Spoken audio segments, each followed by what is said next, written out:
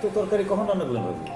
সেটাই তো ভাবি, এই সব রান্না আপনি একা করেছেন? ভাবি আমি রান্না করছি।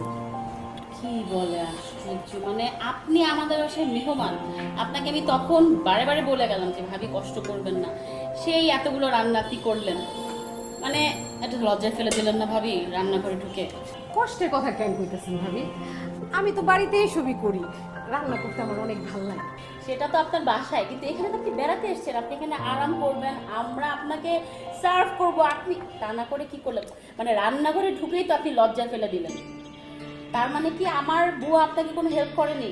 আর কি আশ্চর্য না, বুয়াই তো সব করছে, কুটা বাছা সবকিছু বুয়াই করে দিছে, আমি তো খালি রান্নাটা করছি। দেখে তো মনে হচ্ছে সেই স্বাদ হবে। না ভাবে আমি জানি না, মানে আমি তো রান্না করছি আমাগো মতো, আমাগো রান্না একরকম হইব, আপনাদের রান্না একরকম হইব।